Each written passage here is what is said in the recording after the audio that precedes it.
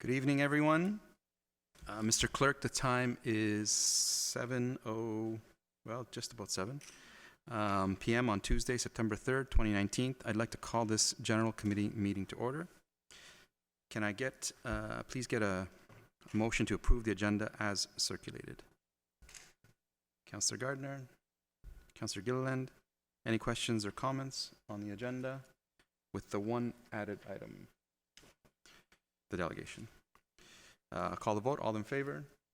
Any opposed? That's carried. Thank you. Declarations of pecuniary interest. Seeing none. We have no community presentations this evening. We will start with delegations. We have one. Mr. Doug McPherson, if you would like to approach the podium. It's regarding R1 PDS 19-066. Stop control removal at Corbett Crescent and Cossard Drive. Please state your name and be reminded that you have 5 minutes for your delegation. You will receive a signal once the minute is remaining in your allotted time. The podium is yours. So I can start. Yes. Okay, I'd like to ask if Can you just move your microphone? Oh. Yeah. There we go. My voice is pretty loud.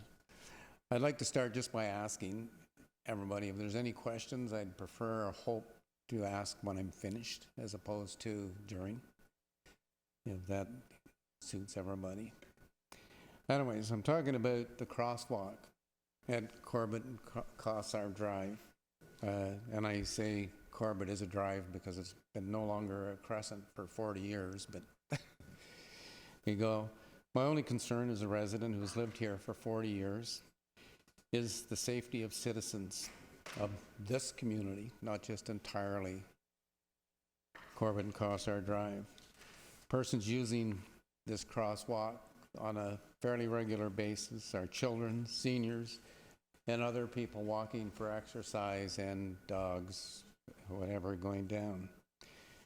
I do owe a thank you to the Works Department last year for repaving the crosswalk and getting rid of the water and the possibility of ice buildup and people sliding into the driveways at the end of it. And that's just a thank you there. Other unsafe conditions that concern some of the citizens in Cossard Drive who have lived there for years and seen what has happened as people who live there. The other concerns we have, neighbors, of course, is the removal of the stop sign.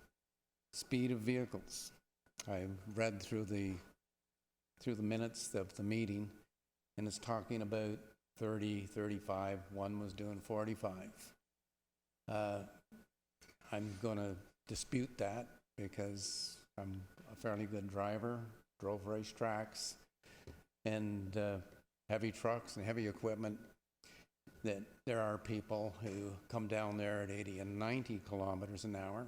They take the corner at Cossard and Corbett at high speeds, and they've ended up in lawns and driveways and such going so fast. And one about 20 years ago managed to smash a car up pretty good.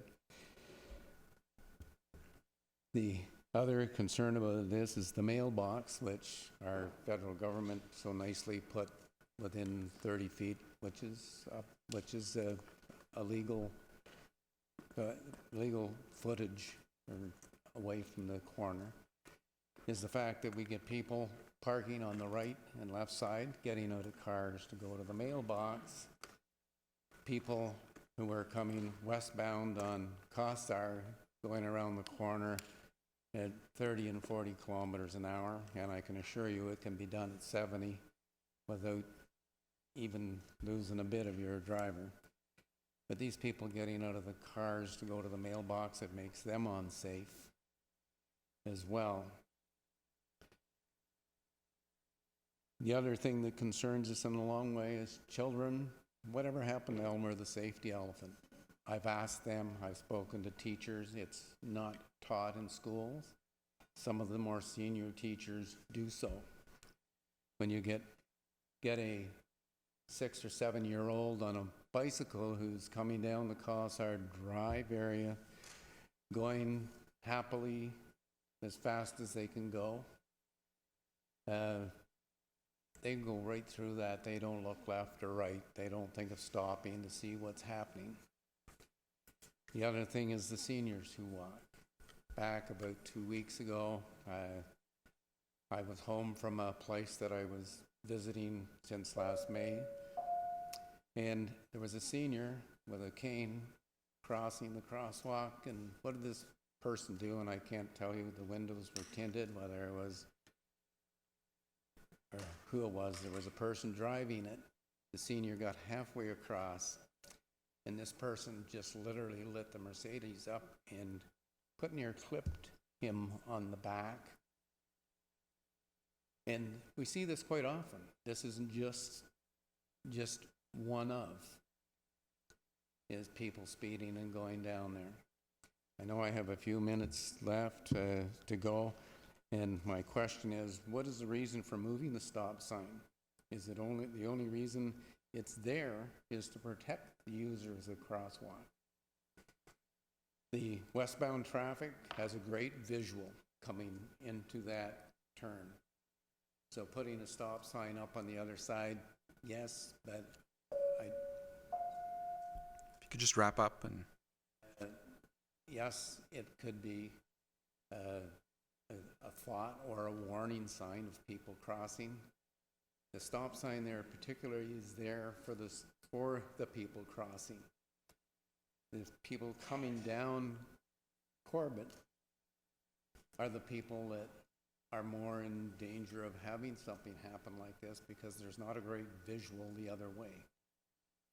And that's about all I can say. I just have a great concern for those people, the elderly and the children walking there. And as somebody said, they only seen in the message 4 people or 4 children crossed there in the morning and 3 crossed in the end. Well, yeah, you might see that, but you're not there the other part of the day when they are there with their families running and playing. Thank you. Thank you, Mr. McPherson. Does anyone have any questions for the delegate? Councillor Gardner? Thank you, Mr. McPherson. You've been here before, and you've certainly showed us how involved you are in the community and how concerned you are. So I thank you for coming back again. The recommendation of taking away the stop sign and leaving the crosswalk, can you just tell me again how you feel, what you feel is wrong with that? Well, it takes away the protection of everybody that's using it. For 40 years it's been there. Why now? I understand from some of the communication that I've had with people that it was several complaints by someone of why it's there. Well, it's there for the crosswalk. It's there for the children. We have actually 3 newborn children growing up there. We have younger families moving in who will be using that in the future. But that stop sign gone, who's responsible when somebody does have something happening that does injure or more severely kill someone there because they're running those corners at the speeds they do? I don't see anything wrong with it being there because it's there to protect the crosswalk, and that's the most important thing that we have for them there. And it was built there specifically for people using the pathway out to Murray Drive before Corbett was even built down this way. Councillor Gardner? Thank you. Did you say the people driving west have a good view? Did I misunderstand? In my mind, they have a reasonably good view of the crosswalk. The issue I have with them speeding is the people who are at this mailbox getting out of their vehicles when someone's coming around that corner. But they have a pretty good visual to go, and when they do hit the turn, the only thing Wendy Gardner, Councillor, the only thing that I might even recommend, if you're going to leave that there, is somebody put a center line on the corner so they actually don't do what they do on a normal basis, and I have a witness here that can tell you this. People turn that corner on the left-hand side curb. So they're going around there at 30, 40, 50 kilometers an hour, and they're right on the left-hand side of the road going around the curb. At those speeds, before they even see another car coming between the parked vehicles, or someone opening the door and getting in and out of their vehicle, they won't have well, if they do get stopped, it'll be a very sudden stop. On a slippery road, they wouldn't, because the ABS system, as you know how it works, I suppose all of you have hit the brakes on them on slippery roads and realize that it continues moving. Thank So- you.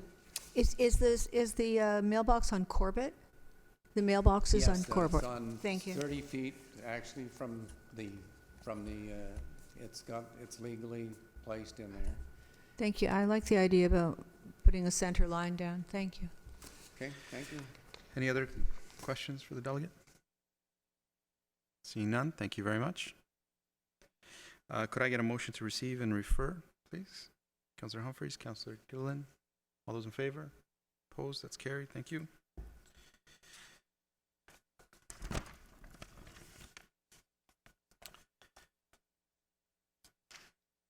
The consent agenda. Are there any questions on the items in the consent agenda?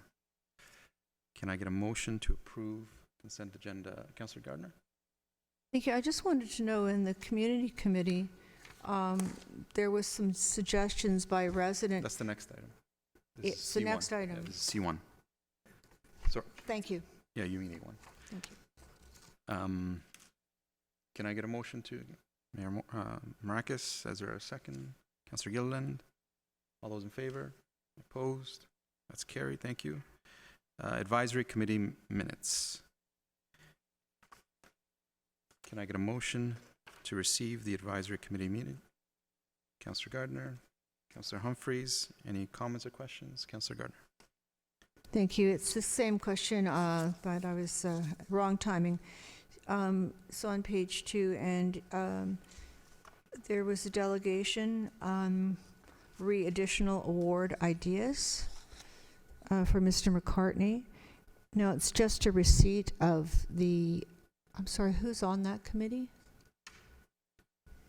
Thank you. It's just a receipt of what he said, but I'm wondering whether we can have,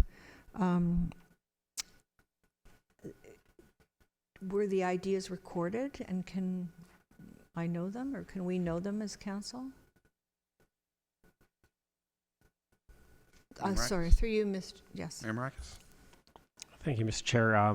Yeah, definitely, we can get staff to give a list of the presentation for all members of council that Mr. McCartney gave to the committee. We're still in the phase that we were just doing a debriefing of the actual ceremony. So we're going to start to get into moving into next year's award ceremony and starting to look at what possible added awards would be added to the day. Thank you. But we can definitely get that to you, Councillor. Because it was just a receipt for information, not for potentially looking at in the future. Consideration.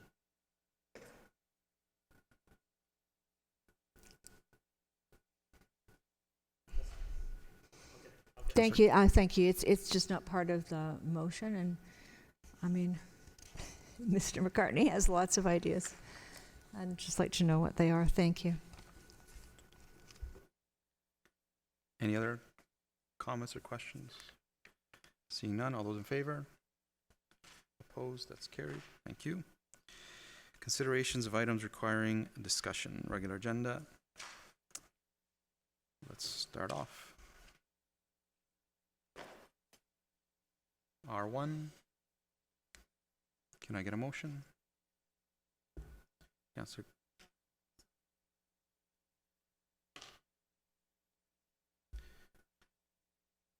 So we won't discuss it?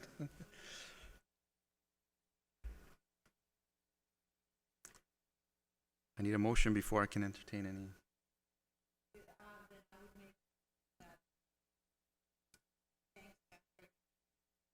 Is your microphone on? Motion to receive? Is there an alternative here? Motion to receive? That no, sorry. Thank you, Councillor Thompson. Alternative to the recommendation on page 6 is that the stop sign and stop line not be removed on Corbett Crescent at Corsair Drive. Is there a second? Councillor Humphreys, any discussion?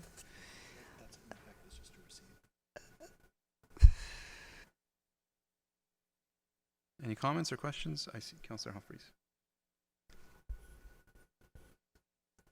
Through you, Mr. Chair, does Councillor Gardner want to speak first, or? Do you want to speak to? Okay. Okay. That's okay. We can get back. Through you, Mr. Chair.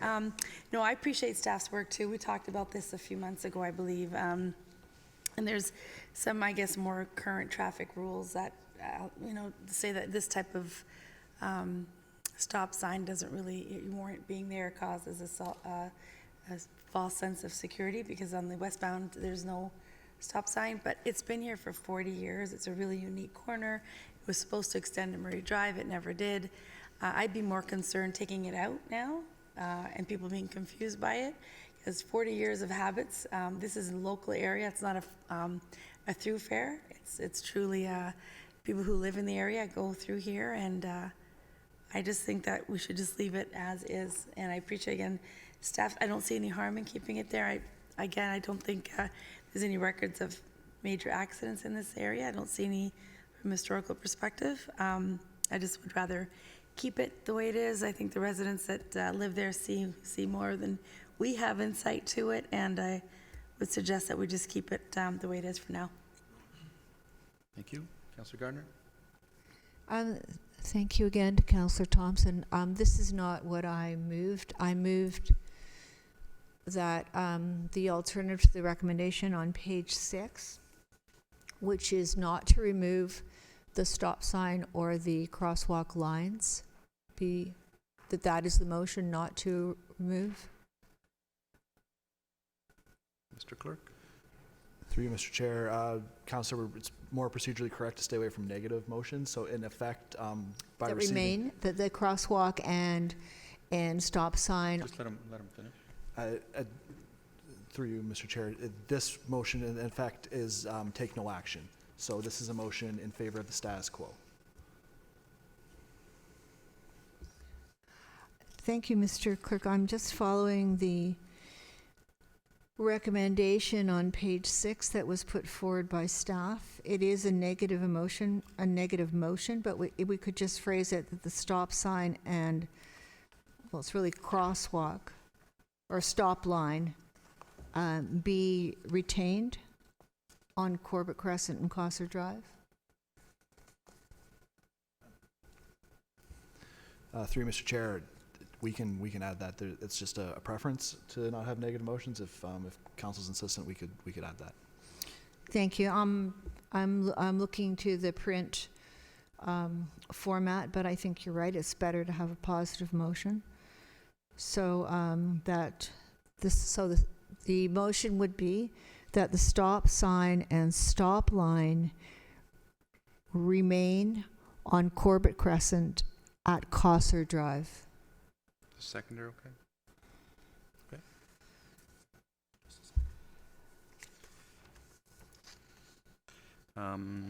Count. I think. We got a seconder. Sorry. Councillor Thompson for the first. Could I? Thank you. Just briefly, I appreciate that the intent about just saying to receive it, you take no action, it's status quo, but I just think that a decision is needed on this so that we don't revisit the issue, and I just like the fact that it's being phrased that, okay, the question is, do you take it out or do you leave it be?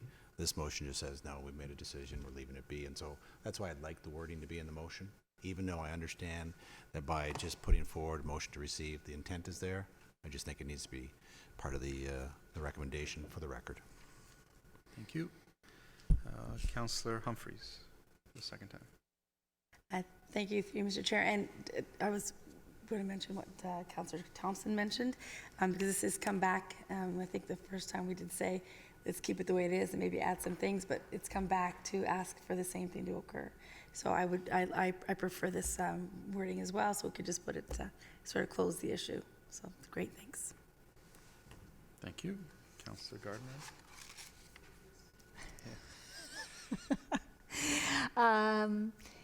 Well, I was looking at, first of all, I've been out to the site. It's really very different than what we usually see, and that's because it was meant to be a full intersection.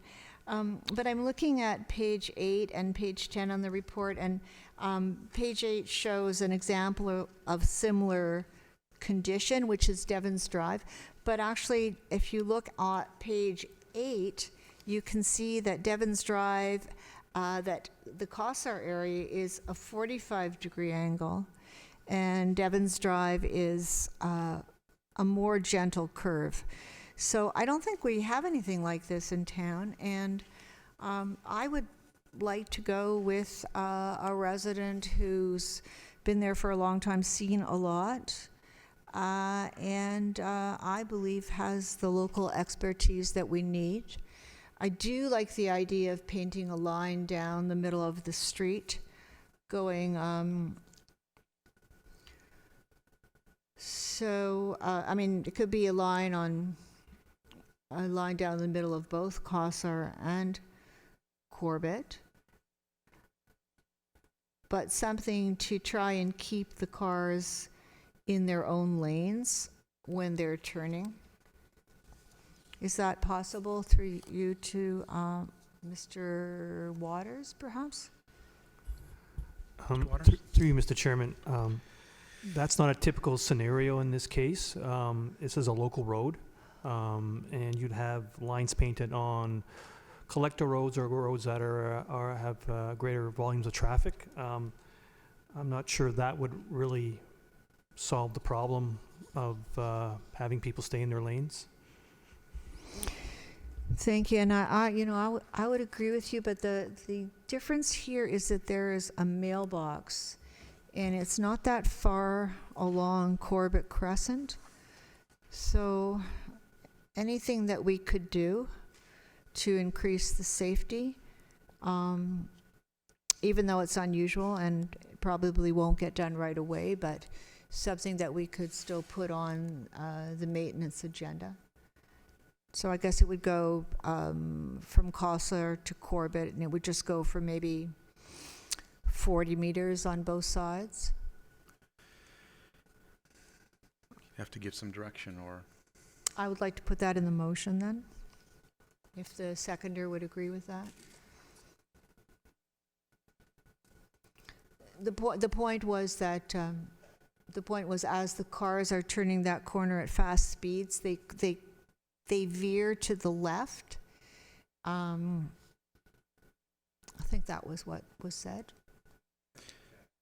So This it would just try and keep them in their own lanes. it's a separate issue, though. You'd have to make Okay. a new motion if you want. Okay, so let's go with this motion that we have, I have, are you done? the one that's here. No, are you done? Yes. Councillor Gilliland. To you, Mr. Chair.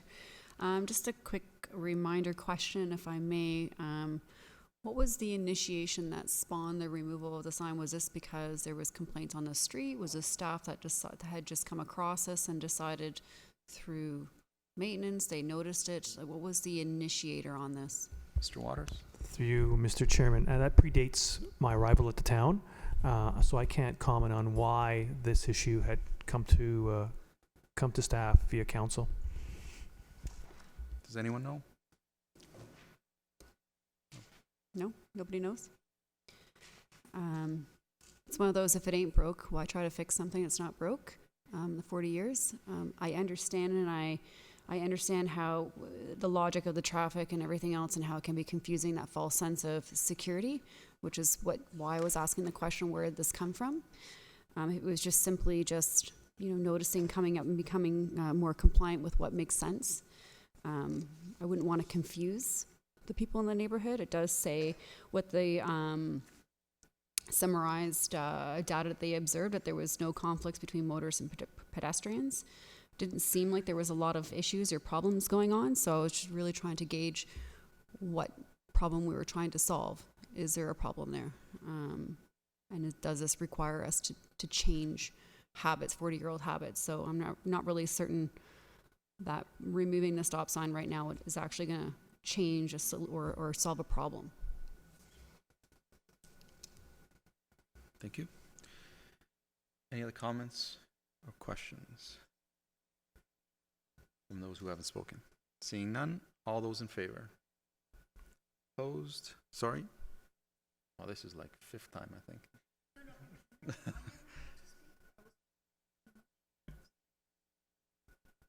You spoke 3 times. All those in favor? Any opposed? That's carried. Do you want to add?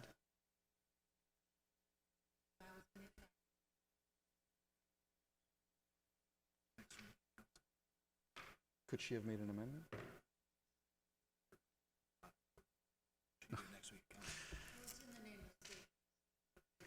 Well, you can do it at council.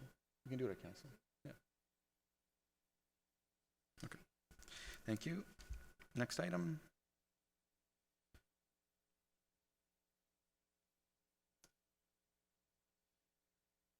R2, can I get a motion on the floor? Additional funding, supply and install of new sound system for the Aurora Community Center, McAlpine Ford Arena. Councillor Thompson, Mayor Marakis. Any comments or questions? Councillor Gilliland? Thank you, through you, Mr. Chair. Excuse me, just reading through the report, and we've come to a conclusion that we've taken the lowest bidder. While the lowest bidder may sometimes be the most favorable, I really would like to know if within the process of accepting this bid that we actually tested the sound system within that ACC, whether or not it would actually function that the way that we would want it to.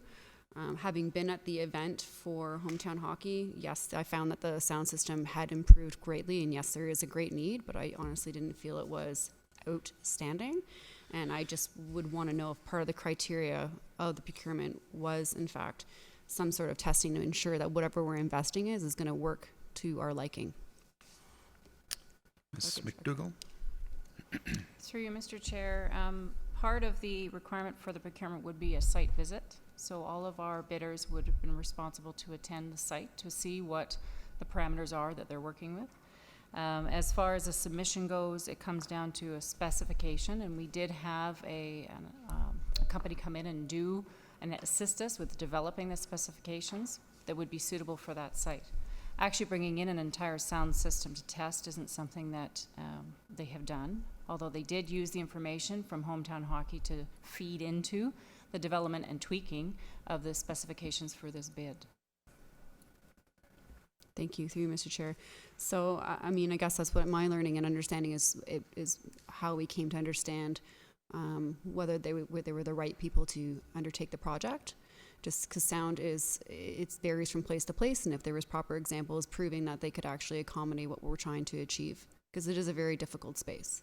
And I want to feel confident in knowing that if we're going to be choosing them, that there has been some sort of assessment that would allow an example to say, yes, they can do this. Because I don't feel comfortable making this assessment if we do this and we still have the same problem. Ms. McDougall? Through you, Mr. Chair. Our staff in evaluation with the proponents, when they did submit, first of all, the specifications outlined the level of volume, the level of decibels, certainly the level of the reverb that's in that facility, as it is an older arched wooden facility, has all been built into the specifications. So with the technical, the actual equipment itself and the sound system capabilities are able to project that sound as it relates either to voice or to music. And our staff are confident with the submissions based on the specifications that we designed that they would be able to meet that. So it ultimately comes down to a cost at this point and their willingness or our council's ability to approve the funding request. Thank you. I think that was it in that respect. That's it. Thank you. Thank you. Councillor Thompson? Thank you. Through you to Ms. McDougall. Robin, thank you so much that on page 2 you sort of touched upon why the quote was higher than anticipated. You indicate that due to the tight timelines, the scope was not fully developed, and a budget estimate of $50,000 was determined. Went through the process, had a sound system consultant, and lo and behold, we found out it was much more. Do you think it would be possible between now and next week just to sort of expand on that so we get a sense of what wasn't in the initial scope, or what did we understate that resulted in that $30,000 increase? Is that possible? Ms. McDougall? Through you, Mr. Chair, I certainly can speak with staff and anticipate from them what they believe caused the initial estimate to what the differences may be. Yeah, I just want to understand. I mean, you know, I understand the timelines, but just to get a better sense of what it was that either we, you know, missed or just underestimated, so that it can help me get a better sense of that overage. Thanks. Thank you. Councillor Gardner. Thank you. Also going to page 2. It concerns me to read that due to tight timelines, scope of work was not fully developed. So I don't know if it would be Ms. McDougall or Mr. Naderozny. That shouldn't be happening when we're doing a budget process, that staff doesn't have enough time to fully develop what they're putting forward. So do you want to speak to that? Thank you. Ms. McDougall? Through you, Mr. Chair, the timeline and why this in particular one was tight turnaround is, it was certainly through the hometown hockey event, which was in December. It was very evident with a national event of that caliber. We really wanted to heighten and improve the sound system that we knew was weak, that we had. We knew this was going to be a project that we would want in the future, but to turn it around in time for budget, it was a turnaround, a tight turnaround between December's event and budgets that was being presented to council in February. So that was the short turnaround result of trying to bring something to council in such a short window. I'm sorry, but we did end up renting equipment for hometown hockey. Thank you. Whatever the reason, I think we should be careful about that in budgets going forward, because whatever comes to council for funding does need to be fully developed and estimated. This is not a good thing to be happening in September, when we're going to be going into budget shortly. Thank you. Thank you. Mayor Marcus? Thank you, Mr. Chair. If I drift a little, it just stop me, but I'm just curious if the councillor would like us for budget maybe to look at hiring an estimator so we can be right on point on every estimate. Okay, I don't think we're gonna go there. You have another? Point in general, and I have spoken to our CIO about it, and I think other people on council have noticed that when we look at when the accounts being closed out for year end, like we see something can be under budget by a lot or over budget by a lot. So estimating in the past has not been very accurate, and I don't know what the answer is, but I don't think it looks good on us as a council to be putting forward an amount that we require from the public purse, and then turns out to be, quite varied from that. So maybe we do need an estimator. I don't know, but I'd really appreciate if we could look into that, because it's just not, it doesn't produce a very good impression, in my opinion, for the public. Any other comments? I'm sorry. No. Any other comments? I have a quick question. I got a call because someone had advised a local business that does quite a bit of work for the town in this regard, and they weren't aware that this was happening, or weren't invited to the process, and it's a local business that does this type of thing and does work for the town. And I'm just trying to get my head around so that I can answer them as to what the process was and why either they weren't, or how they could better be involved when these types of things go out to tender. And I'm not sure if it's McDougall or not. But Through you, Mr. Chair, I'll do my best. From a procurement perspective, there are standard processes that are required through our procurement bylaw to ensure that there is a standard process of communicating any tender through bids and tenders. That is where this bid would have gone through. It's a very national standardized documentation process that the procurement division would use. As far as the advertising of such a bid, I believe also through our communications, there is also a promotion of bids that are on our town website through our communications division. But also in general, from a budget approval, this was an item that was on our budget. So it definitely would be a pending item coming. So somebody interested would know that the town would be procuring such an item in the future. And anyone interested is welcome to call procurement to find out when a bid might be issued on such a matter. So we don't necessarily go out to advise, particularly local businesses. And what I'm trying to get at is not to give anyone an advantage, but if we have a local business that does the work that we're tendering, I would hope that at least they're part of the process. So if they weren't aware, then they weren't aware. I assume it was on one of the Dingo or one of the ones that we typically put out there. Sure. Through you, Mr. Chair, when bids go out onto bids and tenders, they do get categorized based on the type of service or good that we are looking to procure at the time. Vendors who subscribe to bids and tenders would be notified of those types of services that we're looking at or the goods we're looking at purchasing. Okay, I'll let them know. Thank you. Any other questions? Councillor Thompson. Thank you. I was just going to echo what Ms. Wainwright Van Kessel said, is that the bids and tenders is a link on our own webpage. I've often used it to look at tenders, who's submitted, the documents, what's out there as well. And to the best of my knowledge, there is an annual subscription rate. I think it's about $150 or so. And that's what I was going to clarify, is whether all people who have a subscription get notified. So if you wanted to do business with the town, you could pay the annual subscription rate. You would get listings of what's out there, and then you would go to the website and I assume pull the documents down that you wanted and then bid upon it. Thank you. Any other comments, questions? Seeing none, all those in favor? Opposed? That's carried. Thank you.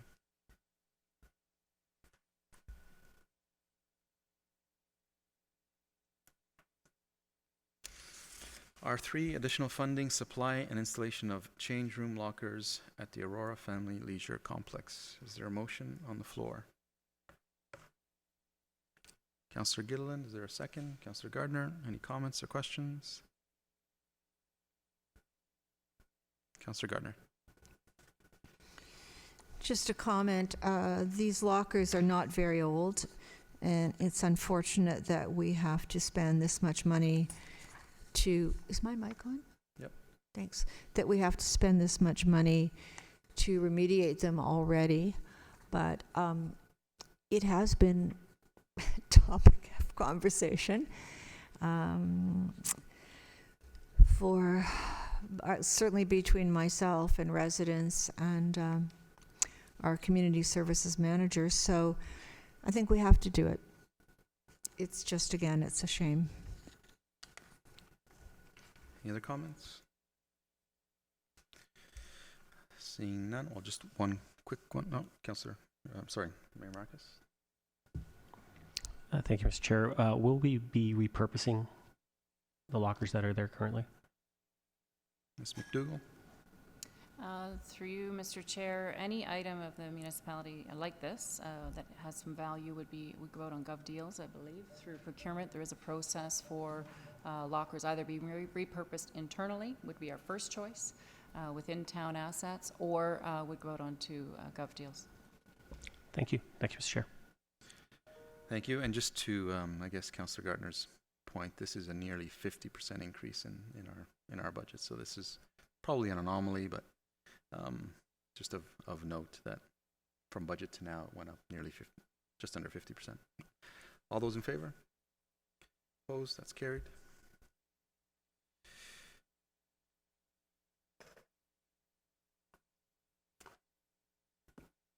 R4, Golf Tournament Funds Application Review and Distribution Committee. Disbursement Committee. Is there a motion? Mayor Marakis, is there a second? Councillor Thompson, any discussion? Councillor Humphries.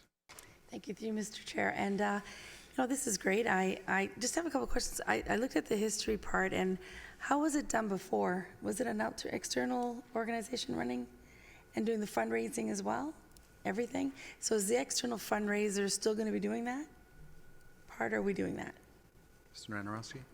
Through you, Mr. Chair, the difference here is that this is now fully a town event. Yeah. And so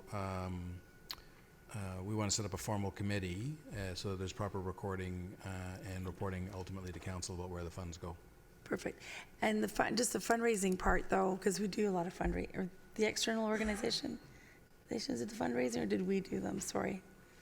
The actual fundraising, giving out the money is one thing, but getting the sponsorships and things for the golf tournament, are we doing that as well? Through you, Mr. Chair, there's actually a volunteer committee that's setting up the tournament itself. Right. And is doing most of the work and getting sponsorships and so on. So they'll continue to do that Yep, part? they are continuing to do And that then we'll part. do this part, the disbursement of the funds and so on. Oh, okay. That's good. And just one more question is, through Mr. Chair, will we have a member of council on this committee? And if not, is there a reason why we didn't want to have a member of council? Just curious. Mayor Marakis. Thank you, Mr. Chair. The reasoning behind not having, I think there was a time where I was going to be on there as an ex officio, but we want to keep this arm's length from the political realm, and so get the politics out of it and allow this committee to actually deal with how the funds are dispersed. So, Thank you. Councillor Gartner. Thank you. I also think it's a good idea. It says on page 6 under the terms of reference that the committee shall be appointed for a term to coincide with the municipal election and or term of new council. So the people that are, from what you said, Mr. Nadarozny, the people that are in place now are going to be continuing? Or do we go out the way we do with our other committees? Mr. Nanarowski. Through you, Mr. Chair, this committee is just a committee to look after the disbursement of funds. So this will be a new committee that will be established. Thank you. And I don't see here a policy. For example, do the groups have to be, or recipients be residents of Aurora? Do they, or not-for-profit groups? Is it, I mean, it seems to me from this that it's for everything. It's for sports. It's for all kinds of issues where people may need help, and it's for participation as opposed to capital equipment. What page is that on? The last point there. Which I did not see. The last point. Thank you. Thank you. Anything else, Councillor? Maybe next week when I read that more carefully, but that, I'm very glad to see that. Thanks, whoever brought forward the idea, thank you. Any other comments? Seeing none, all those in favor? Opposed? That's carried. Thank you. R5. Application for zoning bylaw amendment and draft plan of subdivision Cedar Trail Developments, formerly Frattaroli, 14288 Yonge Street. Motion, Councillor Gilliland, second. Councillor Thompson, any comments or questions?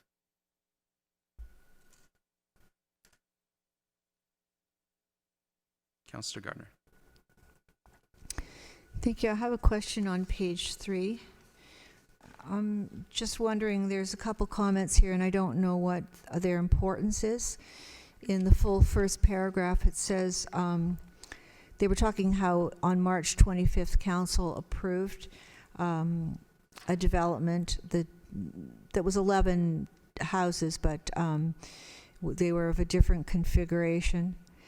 And it says there was no comments from the public at the March 2015 meeting.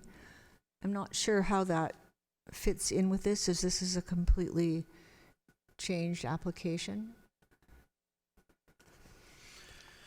So what's your question? No, well, that's my question. Maybe Mr. Waters, or maybe it's a comment. I don't think that has any relevance to this, us looking at this new configuration. The other thing I don't understand is the subject lands were identified as non-participating landowner through the block plan process. Mr. I don't know Waters? if we ever fully understood the block plan process. Mr. Waters? Through you, Mr. Chairman, my understanding is that a group of landowners got together to do a detailed plan to determine, the road network, the lotting pattern, any open space or school blocks in order to move forward with the application. I think that was a requirement of the official plan Amendment 34 to do a block plan. There were contributions from these landowners.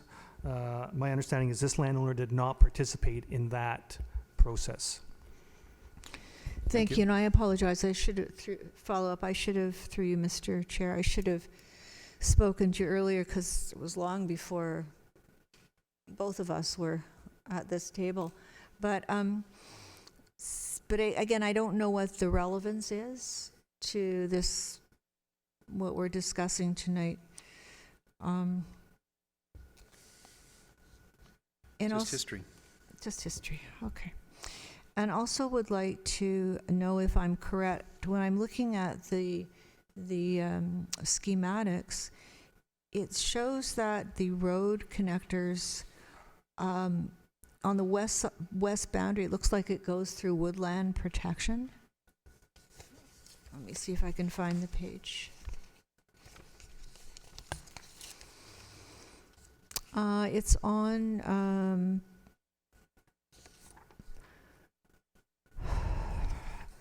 part of it's on page 18, or maybe the whole thing is on 18. That whole area, or a lot of that area of the road going through this subdivision, you can see that it's in the crossed hatching that I think it says it's woodland. So what's the question? Well, why do we have a road going through a woodland, a protected woodland area? Again, it's before your time, perhaps. It's just a fact. Your microphone. Through you, Mr. Chairman, I can respond to that question. The figure the council is referring to is figure 2. That is taken from an official plan amendment 34, which represents the block plan that was created by the landowners group. It is a relatively high level plan through the detailed subdivision planning process. The limits of development in terms of the environmental features, the location of the roads are finalized. So this conceptually shows where roads and where the environmental features are. And you have to remember that this was done many years ago as well. Thank you. So if you look at page 19, which is figure 3, so the road is at this point not going through the woodland? Mr. Waters? Through you, Mr. Chairman, the same comment I made regarding figure 2 is applicable to figure 3. I would take the councillor to basically the draft plan, which is on figure 6, which actually shows the detailed planning that's been undertaken to date to identify the environmental protection area, the location of the roads, and the other open space block. Thank you. Just to be clear, there's no road on the On block the 5, protected which is the woodland. Ironman. That's right. Thank you very much. That's right.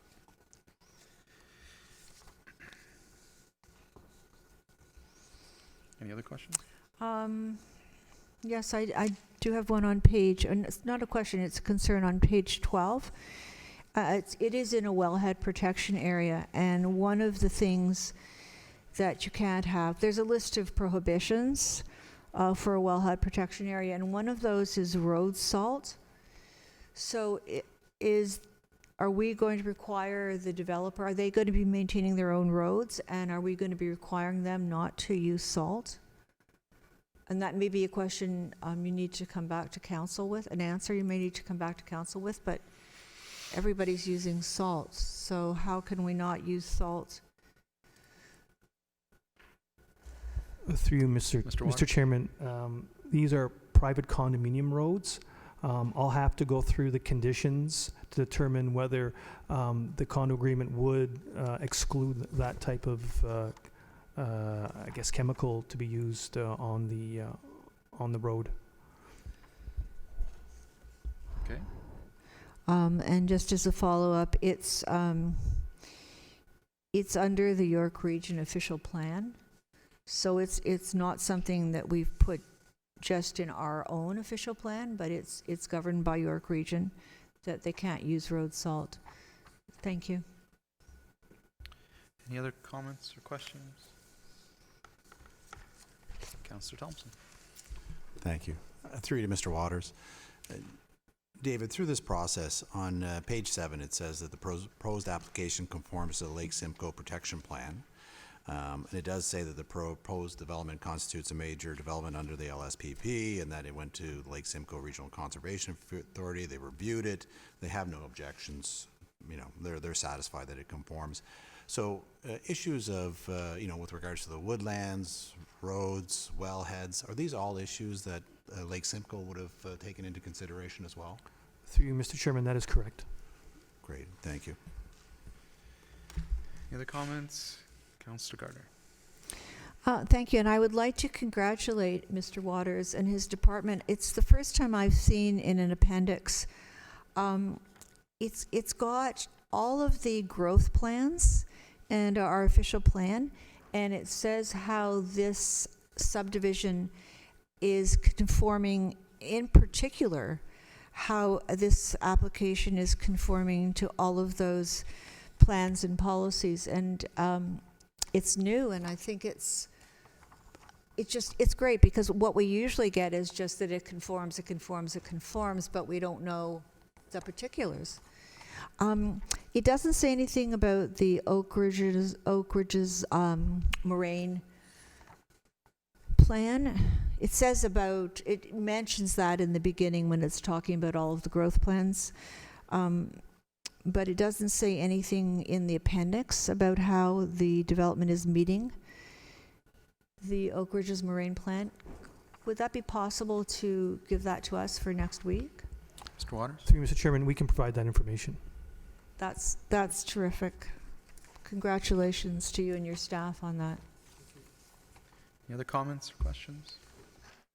Seeing none, all those in favor? Opposed? That's carried. Item R6, Transfer of Services Allocation, Ashland Holdings, Inc. Is there a motion on the floor?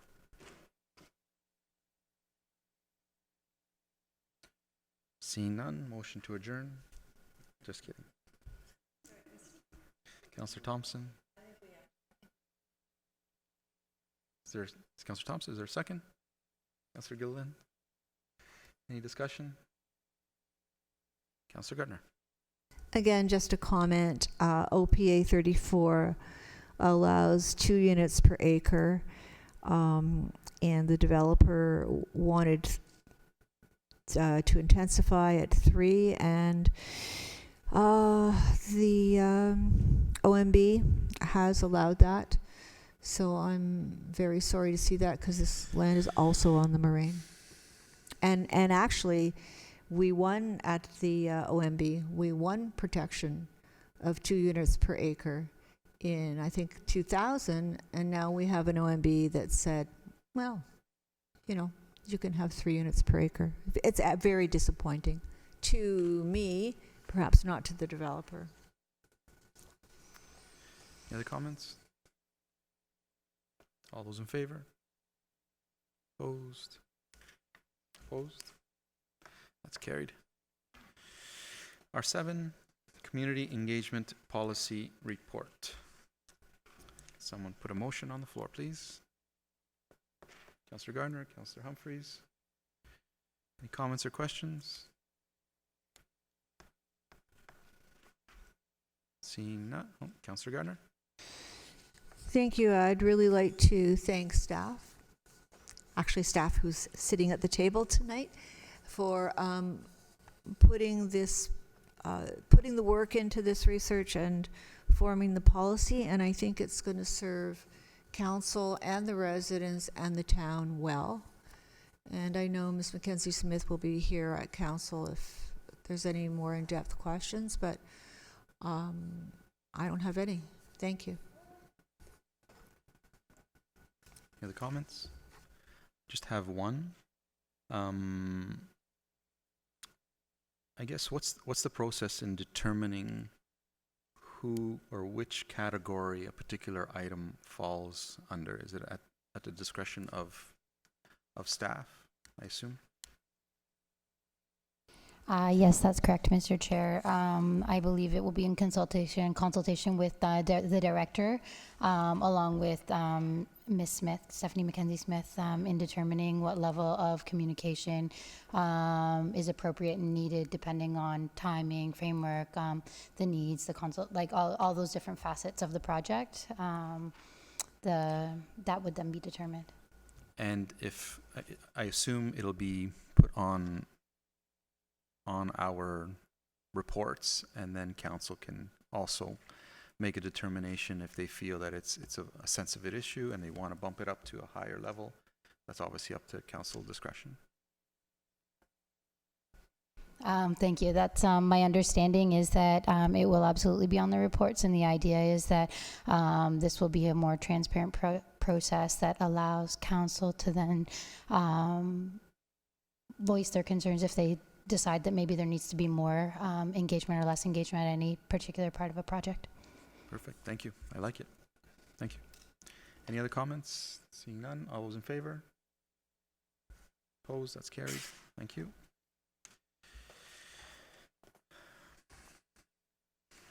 I think that's it. New business. Starting to my right, Councillor Gilliland. Any new business? Thank you. Just a quick question for the clerk. I know there was a recent proclamation for British Children's Day or something or other, which was just enacted, which is fantastic, and I didn't realize we had so many.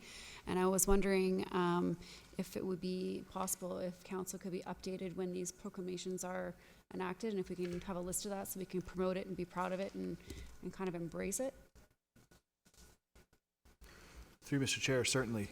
We'd be happy to add council to the mailing list. We do anywhere between 1 and 7 a month, so displayed on our webpage, and we'll certainly add council to the mailing list whenever we do make a proclamation. Usually at the first of every month, we try and get all of the proclamations for that month on the website for maximum exposure. And so yeah, certainly make a note to add council. Perfect, thank you very much. And the newest one that was just enacted was called British Home Children's Day for September 28th. So I just wanted to kind of let everybody know that we've embraced that, so I think that's great. Thank you. Thank you. Councillor Humphreys? Hi there, through you, Mr. Chair. I don't know if this is an appropriate time or not, but I've heard of quite a few string of break-ins around town. Some on Royal Road, one today around Glass Drive area. I just wondered if the police have provided any information on what they're doing extra to help, because I just know I'm hearing it at my level, so I don't know if we can ask staff or someone to see if there's something we can do to just put a little bit more of a maybe security traveling through the resident streets or something of that nature. Just getting a little bit worried about it. It's like the fourth one I've heard in the last 3 weeks. I don't know if that's part of our business here, but if we can connect with the police. Mr. Menarossi? Through you, Mr. Chair, we get monthly updates from York Regional Police about the activity that's going on, and we'll highlight your concern with them and see if there's any added measures they're taking Perfect. for their next report. Great, thank you. Yeah, and you're right, we do get the notifications, but I just haven't seen it, so thank you so much about that. Just a question we talked about earlier, estimates being off.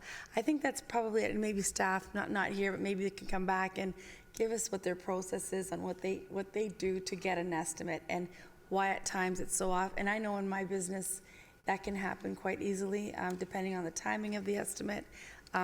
If it's a quote that has a time limit and it's only as good as 3 weeks, and then there's a change after that, and if these go on for months and months, things sometimes happen of that nature. So just maybe for council's sake, if there could be some sort of process on how those estimates are done, and hopefully will give us a little more understanding when something is way off, because I can totally understand that. I get the same sometimes lecture when I am off as well. So that's good. And then there's no I just wanted to commend staff on something. Is this appropriate to do that now too, or because I know it's new business, we usually but I'd like to just thank staff, Sarah and her team. There was some issues with some weeds and boulevards and so on, and staff is so quick to address those concerns. It really shows a pride of our town, and a great job done by park staff, which is so busy. I don't know how they keep up. There's just so much to do, and the weeds are really bad because there's nothing we can do to control them anymore. So you have to cut them, and they grow faster than anything. So I just want to thank you very much, because the people that we're noticing we're really thrilled to see how quickly they were resolved. And I know it was not safe because it's the boulevards, and staff have to park their trucks and make sure nobody gets hurt while they're trimming boulevard weeds, but it does look really sharp. It looks really great, and I just wanted to thank you very much for your fast response and getting that done for us. Perfect, Thanks. thank you. Councillor Gardner, any new business? Thank you. I'm not sure this qualifies. I just noticed through you, Mr. Chair, to the clerk, I just noticed on my motion that I have a couple of the words wrong in the motion. Is that something that I could correct with you? It's just making it a little more specific of the area of concern. Mr. Clerk?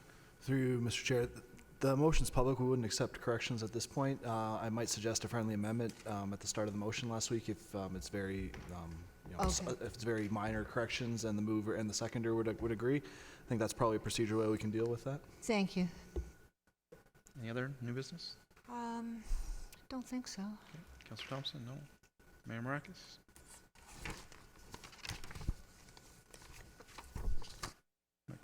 Thank you, Mr. Chair. I know that if you would indulge me, we're allowed to put motions as long as they're not substantial. So I just want to ask that I have had some residents come up with some concerns in regards to Bailey Crescent, Davidson Road, the reconstruction in that area for the roads, and some concerns with the sidewalks, and they just want to be able to express their concerns to council. And so I was just wondering if I could just put a motion and ask staff to bring the report to the next cycle, and that way they can have an opportunity to come address council in regards to that. So what's the motion? Motion to ask staff to bring the report for the road reconstruction for Bailey and Davidson to council during the next cycle, so the second September cycle. Okay, is there a second to that? Councillor Humphreys? Any discussion? I figure we can discuss it when it gets here. Yeah. All those in favor? Opposed? That's carried. Thank you, Mr. Chair. Thank you. Any other new business? Yep, sorry, I'm still getting used to Thank you. the screen. To you, Mr. Chair. Just because I was hoping for some public service announcements at my table, I just wanted to mention, because this weekend is a very busy weekend for a lot of things going on in Aurora, and we have the lovely Intercultural Festival that's happening on Friday, which is a fantastic event that's happening at Town Park.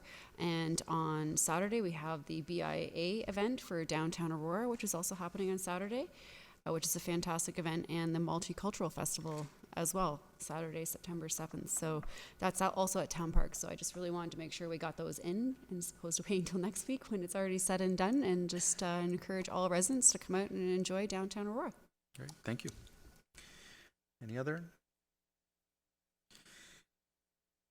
We have no closed session. adjournment. Can I get a motion to adjourn, please? Councillor Thompson, Mayor Marakis, all those in favor? Opposed? That's carried. Thanks, everyone.